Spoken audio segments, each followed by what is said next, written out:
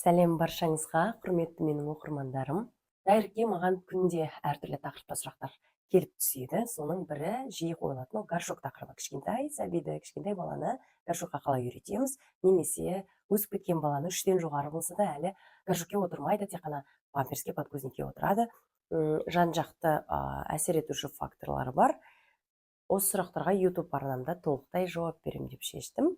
Соңына дейін тыңдаңыздар, өте пайдалы ақпараттар болады. Кішкентай балаларды горшокқа қалай үйретеміз? Мен өзім 3 баланың анасымын. Өзімнің тәжірибемде барлығын мен 1 жасқа дейін бастадым.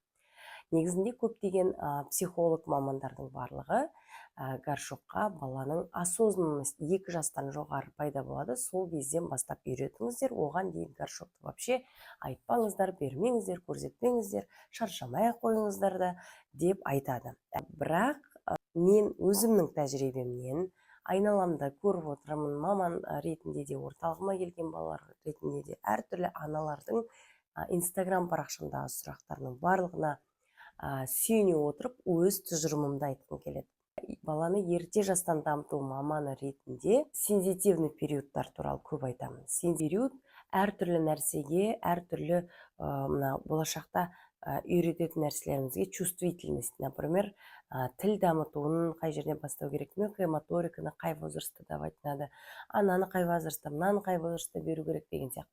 Әр нәрсенің үйрететін, беретін өзінің возрасты бар. Яғни сол кезде бала более чувствительный к этому. Бала оны тез қабылдай алады, бала оған тез үйренеді. Без истерики, плавно, күшті дағды ретінде қалыптасып кетеді. Яғни осы периодтарды жіберіп алмау керек деп айтады. Енді горшоктың жалпы балаларға 1 жасқа дейінгі возрастта горшоктың болғанын дұрыс деп санаймын. 1 жасқа дейінгі балаларға горшокты үйрету мақсатында емес, балаға горшокпен таныстыру мақсатында. 3 айларында өз түсінік қалыптаса бастайды, аңғарады бала көп нәрсені, және де сіз жөргектен баланың демалтып жатқан кезде, астына клеенкасын жайып жатқан кезде бала жаңағыдай тактильді сезімдері дами бастайды. Тактильді сезімдерде именно құрғақ және дымқыл деген сияқты айырмашылықты бала түсініп сезіне бастайды. Дымқыл болған кезде бала жылап белгі береді. Мінекей осы жерден бастап кәдімгідей түсінік қалыптаса бастайды. Яғни дымқыл болса бұл балаға дискомфорт туғызады. Құрғақ болса бала жақсы жатады, тыныш жатады, ұйқысын жалғастырады деген. Сондықтан ара-тұра баланы жөргектен демалтып тұрған жақсы. Бала ояу кезінде, массаж жасап жатқан кезде клеенка жайып қойып, балаға осы ощущенияларды беріңіздер. Массаж жасап жатқанда бір жағынан жөргектен демалады. Бала яғни тактильді сезімдерді, дымқыл, құрғақ, салқын, жылы деген сияқты сезімдерді сезіне бастайды. Жалпы дәретке отырғысы келіп тұрғанын тынымсыздану арқылы, күшену арқылы, негізінде егер интуитивный материнство қосатын болсаңыз, сездіреді. Осындай уақытта, например, раковинаға апарып болса да, горшокқа, тазикке болса да, жаңағыдай былай тіке тоспаймыз, жанмен отырғызып, баланы көлденең ұстап, менде позалар бар, мен қазір мына жерге картинканы салып жатырмын. Осылай, яғни тосу позициясында ұстасаңыз, бала дәретке отырады. Осындай интуитивный материнство арқылы өзіңіз сезіп, және де балаға осындай сезімдерді сездірсеңіз болады. Яғни осылай да тосу арқылы дәретке отыруға болатындығын сездіртесіз. Бала оның барлығының айырмашылығын өте жақсы аңғарып түсіне алады. Өзі әлі отырып үйренбеген баланы горшокқа отырғызбаймыз. Бірақ тосуға болады. Раковинада, тазикте, жаңағы позицияда отырып тоса аламыз. Бұл позицияда тек қана тосу мақсатында емес, мысалы даже памперс киген жағдайда баланың ішіне желі қарысып ауырып жатса, колики болып жатса, тісі шығып, іші өтіп жатса, балада іште спазм болуы мүмкін. Сондықтан осындай позицияда баланың тізесін бүгу арқылы газики, колики барысында өте жақсы көмектеседі осындай позициялар. Үнемі тоса бер деп айтпаймын. Балықтай отыруды үйреніп кеткенге дейін бала әлі кішкентай. Жалпы 6 айға дейін бала колики мазалау мүмкін. Жалпы ұлы дәретке отырған кезде де балада проблема болуы мүмкін. Енді әр бала әртүрлі. Бірақ дегенмен де мына тісі шығып жатқан кезде, іштер өтіп жатқан кезде балада болевой ощущение болады. Және де мышцалармен төменгі жақтың мышцаларымен бала жұмыс жасай алмайды әлі. Яғни ол өзіне қажетті мышцаларын расслаблять етіп, дәретке отыру дегенді әлі дұрыс түсінбейді. Сондықтан кейбір балаларда да қиналып қалуы мүмкін. Сондықтан осындай позициялар арқылы, дұрыс ұстау позициялары арқылы біз балаға осы моменттерде көмектесеміз. Яғни құрғақ пен салқында ажырату бұл тактильное ощущение, яғни сенсорикаға ми тұрғысында осындай даму жүріп жатады. Оның барлығы бала ажыратып біледі. Яғни тосқан кезде қалай, оның барлығын бала аңғарады. Және бала уже отырып үйренгеннен кейін спокойно горшокқа отырғызсаңыздар болады. Яғни мен жерде тағы да ескертемін, до годика баланы горшокқа отырғызу міндетті емес. Бұл жерде 1 жасқа дейін баланы горшокке отырғызам деп, жаңағы ұзақ уақыт отырғызып қою деген сияқты қателіктерді жасамаңыздар. 1 жасқа дейінгі балада жалпы тосудың не екенін, горшокқа отыру деген не екенін ощущенияларды береміз. Яғни бала осылайда дәретке отыруға болатындығының айырмашылығын сезініп түсіну үшін, что это не страшно, что так тоже можно деген сияқты горшокты түсіндіру мақсатында, горшокпен таныстыру мақсатында, айырмашылықтарын сезіндіру мақсатында 1 жасқа дейінгі шақта ұсынамыз. Бірақ басқа уақыттарда спокойно подгузникпен жүре беріңіз. Өзіңіздің де өміріңізді қиындатпаңыз, балаға да спокойно. Баланың іші өтіп жатқан кезде горшокқа тоса беру деген сияқты моменттер енді шаршатады, шыны керек. Сондықтан подгузникта жүре берсін. Бірақ балада іші өтпей, спокойно, нормально болып жатқан кезде, мысалы, подгузниктан демалтасыздар ғой арасында, бос қойып, трусик кигізіп қоясыздар, трикосын кигізіп қоясыздар.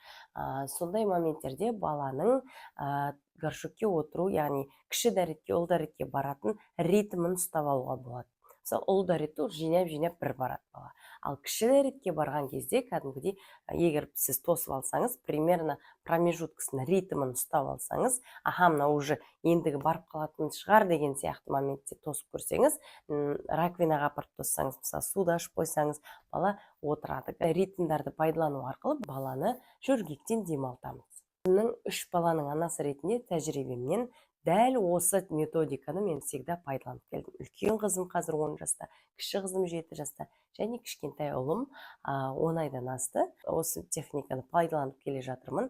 Балаларым горшокқа отыруда, үйренуде кейін вообще проблем болған жоқ.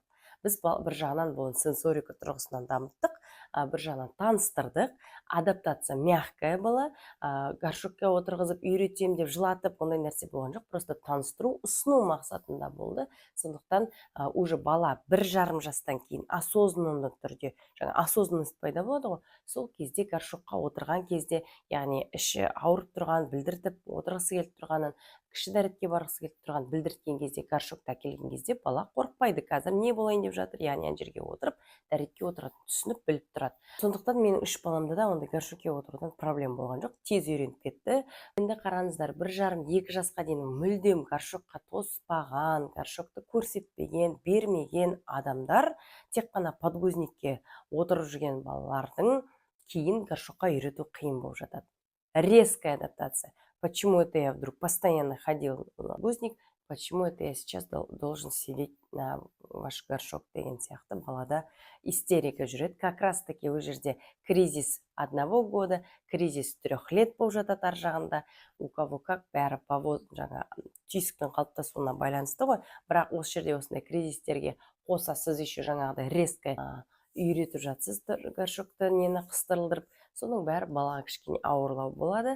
Бала қабылдағысы келмейді, қарсылық білдіреді, отырмайым дейді, ата-ана подгузник горшокке үйретем деп шаршап қалады, уже құрсыншы үйренген жоқ деп жаңағыдай памперске отыра берсінші деп бас ауырып памперске үйрете береді. Бала 3-ке келеді, 4-ке келеді, 5-ке келеді, әлі подгузникте отырады. Осындай сияқты проблемалар кейін болмас үшін жаңағы мен айтқан техниканы, методты қолданып көріңіздер. Ал енді ол моментті упустили, баламыз уже 3-тен асты, әлі подгузникке отырады, үйренбей жатырмын, не істесек болады, қалай үйретсек болады, және оның қандай причиналары бар, қазір мен соның барлығын түсіндіріп айтамын. Оның 2 түрлі причинасы болуы мүмкін, біреуі психологиялық тұрғыда, немесе сенсорикалық тұрғысынан проблема болуы мүмкін.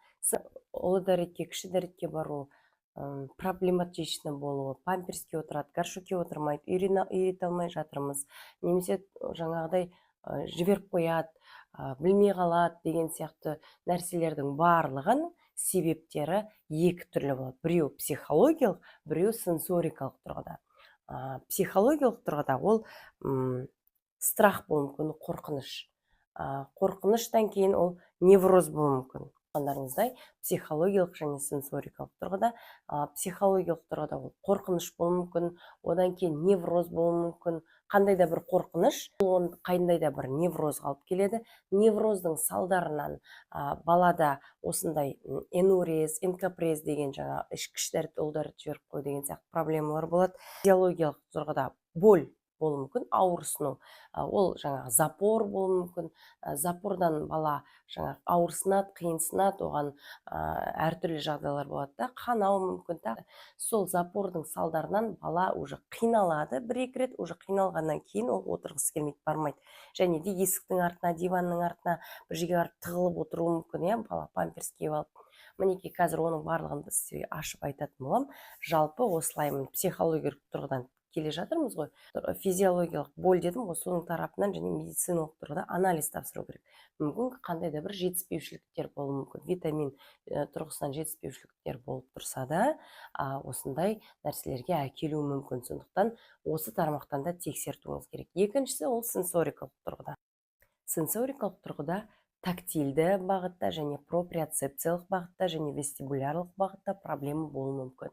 Тактильді бағытта проблема ол балада гипочувствительность, яғни бала жіберіп қояды, бірақ бұтының жаңағы су болып жүргенін, салқын болып жүргенін бала чувствовать етпейді.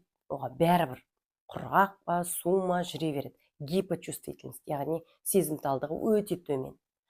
Жіберіп қойғанын білет, бірақ жіберіп болып әбден былғанып, суланып келгеннен кейін барып айтады, бірақ позыв түсінбейді. Яғни бала бұл жерде тактильді сезініп тұр, что там не все в порядке, су дымқылғал там, бала оны сезініп тұр, яғни гиперчувствительность жоқ, бұл жерде бала сезініп тұр, бірақ бала позывты түсінбейді. Яғни ұлы дәреті келе жатқанын, кіші дәреті келе жатқанын түсінбейді, әбден жіберіп болғаннан кейін түсінеді. Бұл не деген сөз? Бұл проприоцепциялық бағыттағы позывты түсінбеу, ішкі органдардан келетін, ішкі органдардан миға сигнал келеді, міне сен барайын деп жатсың, кіші дәретің, мына ұлы дәретің деген сияқты. Ол интероцепция деп аталады, яғни іштен келетін, ішкі органдардан келетін сигнал. Яғни бала соны түсінбейді, позывты түсінбейді. Яғни бұл жерде тағы да сенсорика тұрғысынан жұмыс жасау керек. Және сенсорикалық тұрғыда чересчур гиперчувствительный балалар болады. Яғни есту жүйесінің слишком гиперчувствительный балалар болады. Зрительный бағытта көру жүйесінің слишком гиперчувствительность балалар болады. Ондай жағдайда да осы проблемаларға әкеліп соғуы мүмкін.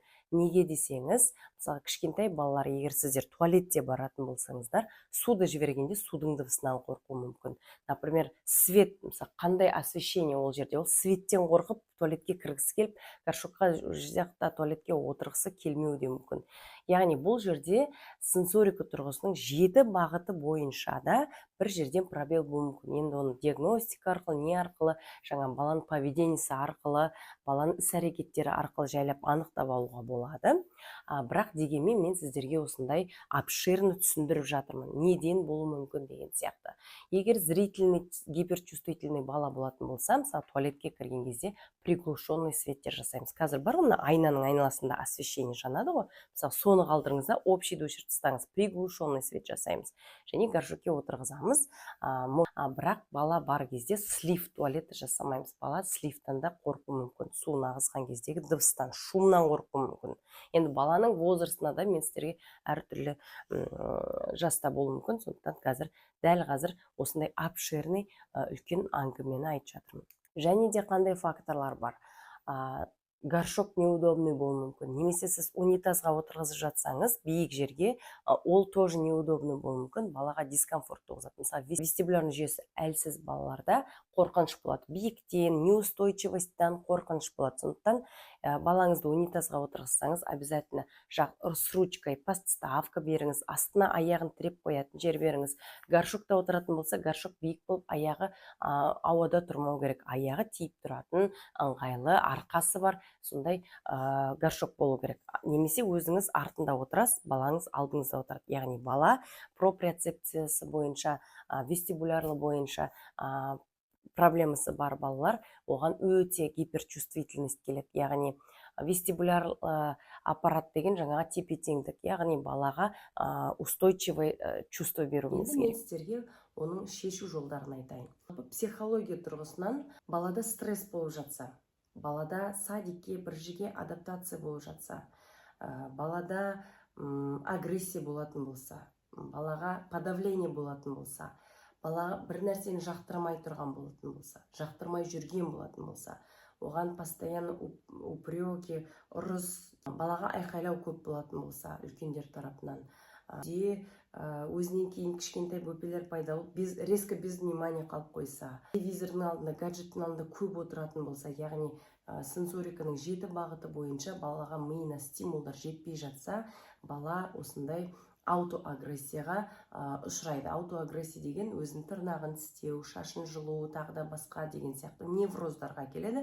Невроздың салдары жаңағы энурез, энкопресс сияқты осындай, олда да невроздың түрі осындайға әкеліп соғады. Бұл енді психологиялық тарапынан.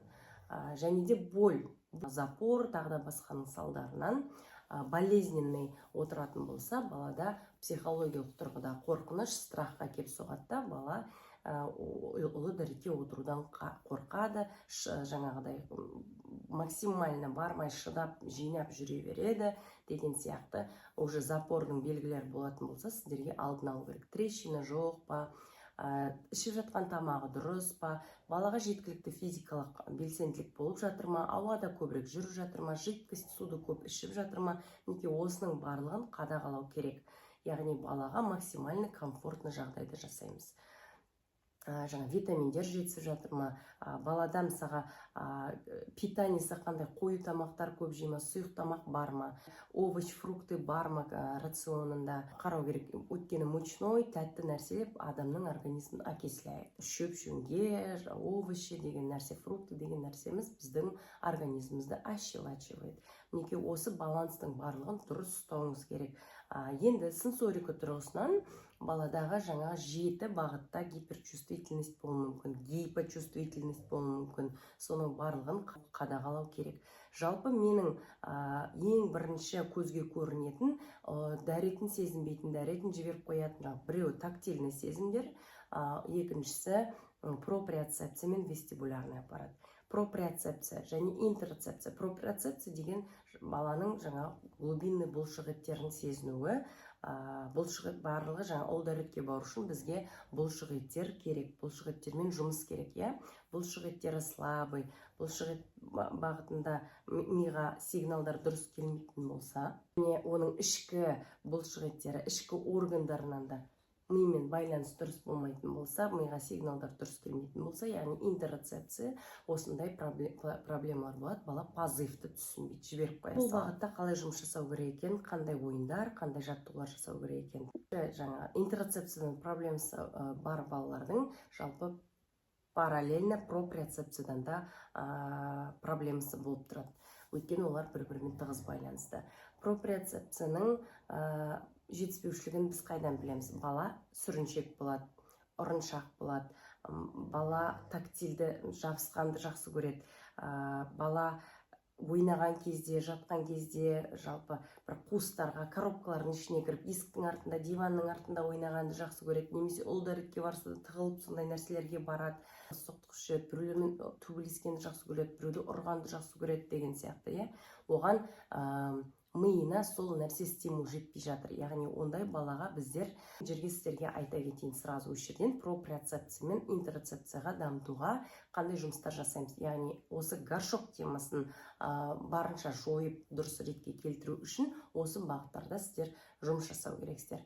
ең бірінші енді баланың возрастына қараймыз. Бала егер өзі жаттығуды жасай алатын возрастта болса, балаға көрсету арқылы бірге жұмыс жасайсыздар. Бұл сіздердің күнделікті күн тәртібінде болу керек. Мысалға, күндай сіздерде to-do list, не знаю, просто ақ қағаз, күн трекер бірдеңе болатын болса, міндетті түрде проприоцепцияға жаттығу, вестибуляркаға жаттығу деген сияқты қылып белгілеп, күнделікті түртіп белгілеп отырыңыздар.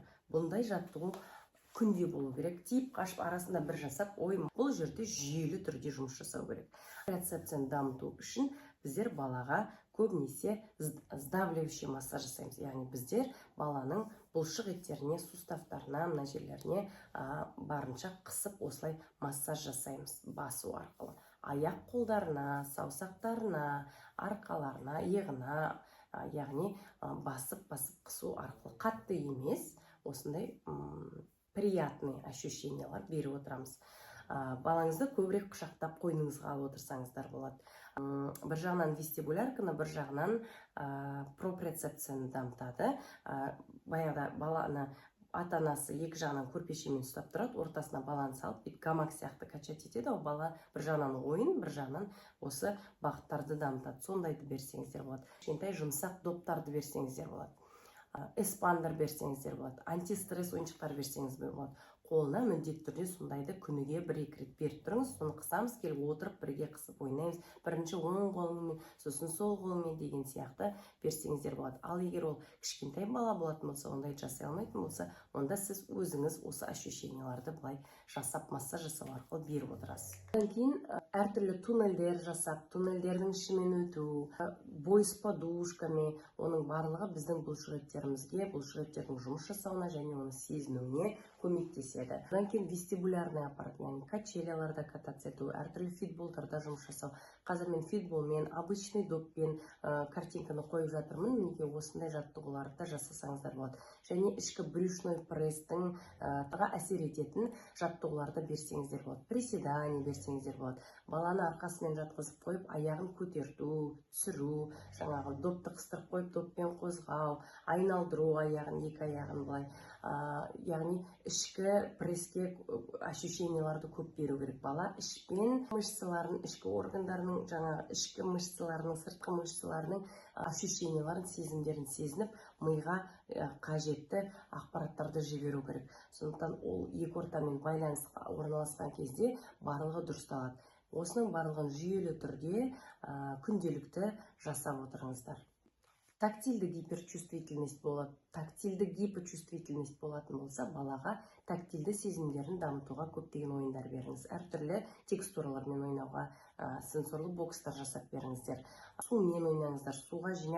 Су жинап, губканы қысып, сығу суды жаңағы бір ыдыстан алып, келесі ыдысқа сығып жинау деген сияқты ойындар бір жағынан проприоцепцияны, бір жағынан тактильді сезімдерді дамытады. Неге осындай ойындарды ойнатып отырсаңыздар, жүйелі түрде жұмыс жасасаңыз, онда барлығы жақсы болады. Естеріңізге сала кетейін, менің осы сенсорика тұрғысында ойындар апталығы бар. Сол жерде барлығын мен түсіндіремін практикумда. Сенсорика деген не, оның қандай бағыттары бар, ол бағыттарды қалай дамыту керек, үй жағдайында қандай ойындар арқылы оны дамытсақ болады.